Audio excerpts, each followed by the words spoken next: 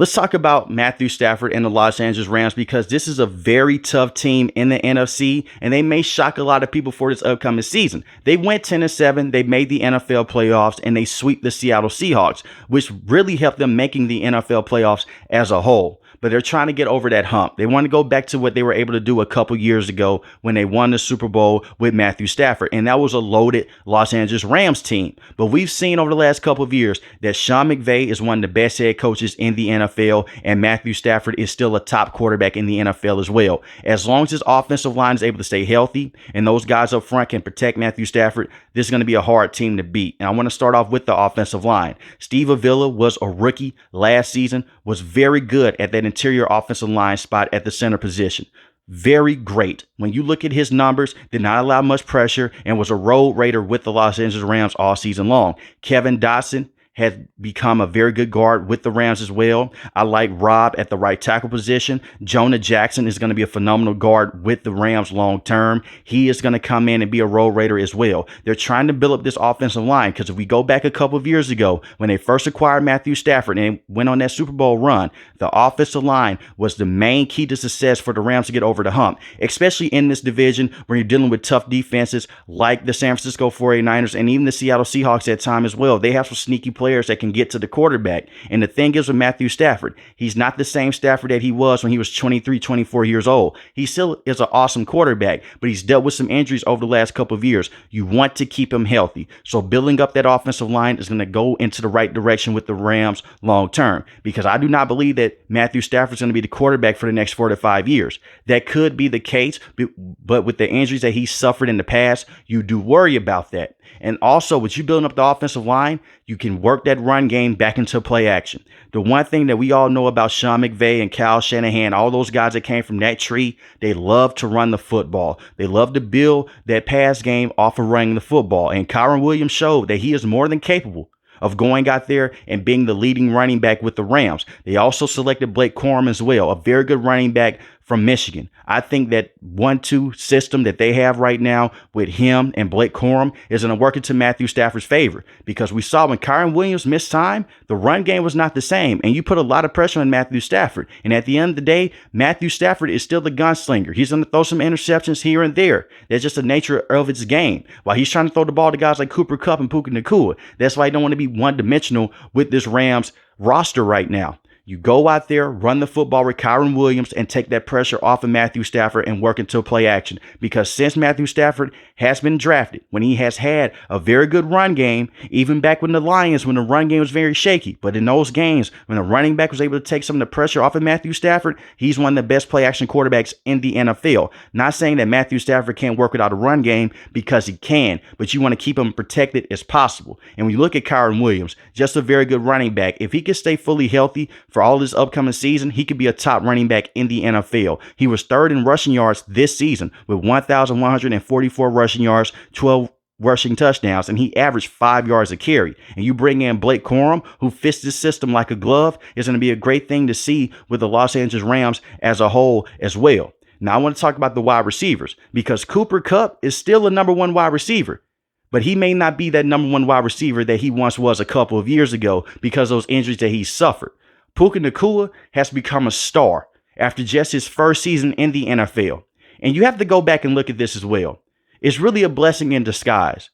You don't want to ever see anyone get hurt on the field. But with Cooper Kupp missing time, it basically pushed Puka Nacua into being that number one wide receiver. Did they force feed him the football when Cooper Kupp missed time?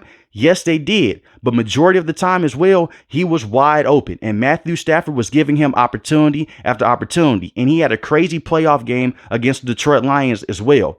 Puka Nacua and Cooper Kupp are going to be one of the best receiving duos for the next couple of years, as long as Cooper Kupp wants to play with the Rams, because Puka Nacua is that tough physical wide receiver that can run any route that you want him to, has some speed to him, and can break tackles, while Cooper Kupp is still that route technician that can go out there and run any route that you want him to, and is great with yards after the catch. So it's a great 1-2 system for the Los Angeles Rams, and it's a great system for Matthew Stafford to be in. He has a lot of weapons at his disposal. And you also have this as well. It's more than just Puka Nacua. It's more than just Cooper Kupp. You also have Tutu Atwell, A lot of people don't really speak of Tutu Atwell, but he had a very solid season. This is a guy that was not catching on early in his career.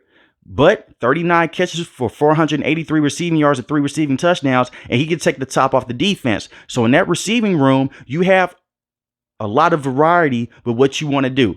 Cooper Kupp, the route technician, Puka Nacua can go out there and beat you up as well in the intermediate routes, and Tutu Atwell can take the top off the defense, and you have DeMarcus Robinson, who is just a mixture of all if you just want to go out there and feed him the football as well. So the Rams, they have a lot of weapons, and you're going to need that long term in this division because this division is tough with the Seattle Seahawks and with the San Francisco 49ers breathing down your neck. And don't sleep on the Arizona Cardinals either. But when you look at the defense of the Rams, that's when you'll have a lot of question marks because Aaron Donald is no longer with the Rams. He just retired. But you did walk into a great situation. Kobe Turner last season led all rookies in sacks, had 9 sacks on the season.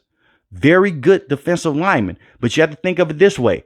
Aaron Donald would get triple teamed at times. So this kid would just go out there and just worry about one-on-one coverage. He's no longer going to have that opportunity. They're going to try to go out there and double team him as much as possible and maybe even go out there and triple team him as much as possible. That's why you have to go out there and draft very well in the first, second, and third round to get help around this kid. And the Rams, I believe they did that. They selected Jared Verse, defensive end from Florida State. Very good defensive end. Very good pass rusher. Can come in, can play left end or right end if you need him to. He's going to come in and give you immediate pressure. And he's a very good run stopper as well.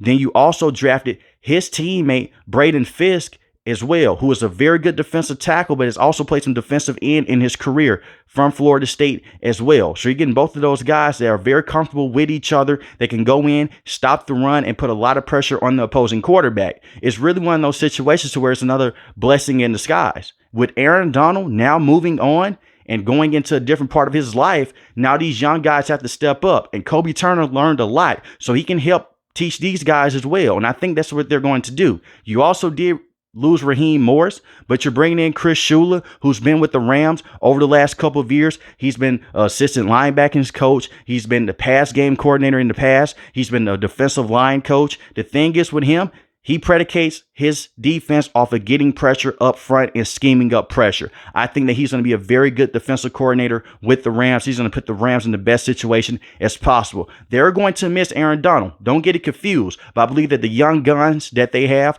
with the Rams right now, they're going to fit in and give you that immediate production that you're looking for. I don't think there's going to be that major of a drop-off that a lot of people are thinking. Some people may come on and say, you know what, the Rams are not going to be the same. Their defense is going to take a hit because Aaron Donald is no longer with them. Don't sleep on these guys. And you also have some other solid defensive players as well. Byron Young is a very good defensive player.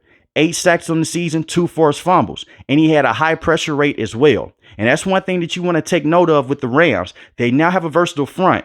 Guys like Braden Fisk and Jared Verse, they can flip all over the defensive line. They can now get pressure from the interior and from the outside as well with how they're able to go out there and play the game. And with having that defensive coordinator that you have, he's going to help put those guys in the best situation as possible. So don't sleep on the pass rushers that they have with the Rams. They can go out there and pressure guys like Brock Purdy and Geno Smith. And that was the way that they went out there and beat the Seattle Seahawks twice this season by putting a lot of pressure on Geno Smith as much as possible. And their secondary, it did need some work. But they went out there, they signed Darius Williams, who was a solid cornerback from the Jacksonville Jaguars. He got cut from the Jaguars. They're dealing with some cap concerns, but they basically walked into this situation. Is a very good veteran corner, can go out there and give you very good production. 4 interceptions on the season, 2 forced fumbles, 19 pass deflections. And you also signed Tre'Davious White. Now, Tre'Davious White, when he has been able to stay on the field, a very good corner. This is one of those boom or bust signings. Either he's going to come in and be that number 1 corner that the Rams are looking for, or he's still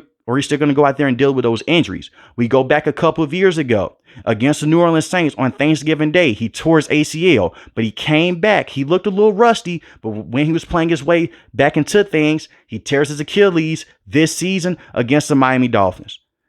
But when he's on the field, a very good press man corner can go out there and give you what you're looking for in a Rams secondary that needs as much help as possible. And I think the Rams secondary will take a step up this season as well with dealing with those young pass rushers. So it is a young defense, but don't sleep on it. A lot of people said the same thing about the Rams offense. A lot of young pieces. Who was Puka Nacua? The next thing you know, the kid's going out there and he's looking like one of the best wide receivers in the game. I'm not saying that the Rams defense is just going to go out there and be a top 5 defense, but they have some players that can go out there and give you very good production by any means. And you also have Ernest Jones, who's a solid linebacker, 74 solo tackles on the season, 4.5 sacks. Another guy that can go out there and pressure the quarterback and be a versatile defensive player. They also have Kobe Durant in the secondary, 6 pass deflections on the season. He needs to get better, but he is one of those younger players that you're looking at and saying, hey, can he learn from Darius Williams? Can he learn from Tre'Davious White? And can Chris Shula help him develop into becoming a solid corner with the Rams overall? But I like what the Rams are doing. I like having Matthew Stafford still with the organization. As a matter of fact, I love them still having Matthew Stafford. The fact that he still wants to play around. He brings a lot, and I mean a lot of great things to that Rams offense. You still have Sean McVay. So as long as you have those two, like I said early in the video, you're going to be okay. As long as those two are able to go out there and gel together, and really as long as you have Sean McVay, you're going to be in a great situation. They did also sign Jimmy Garoppolo as well.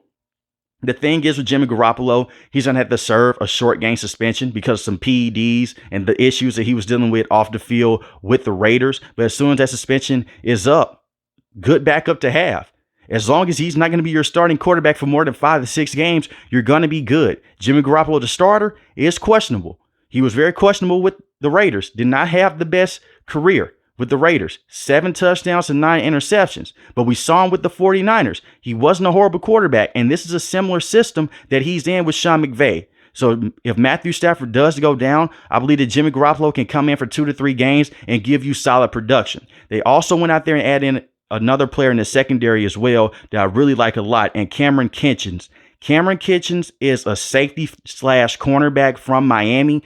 He's one of those versatile defensive players as well. Can come in and give you a lot of help at that safety position that they're looking for, especially that free safety spot. They have Cameron Curl at the strong safety position. He has some good years with the Washington Commanders, but in the last 2 seasons hasn't been the same safety. But at the same time, when you look at that Commanders team underneath Ron Rivera, a lot of people regressed. I think he'll be in a better situation, but Cameron is the guy to look at, the safety from Miami. I think that he'll come in, slide in, and immediately adapt to the NFL culture. So the Rams on paper are a playoff team, and they're just a couple of plays away from defeating the Detroit Lions in that playoff game as well. And one interesting factoid about that game, it was 3 plays that should have went for basically touchdowns, if you want to count them in as penalties, that were not called.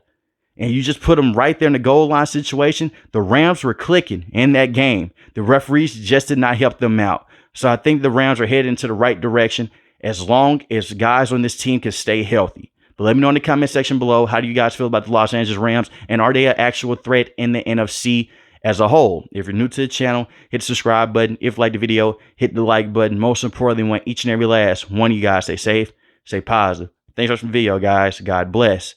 Peace.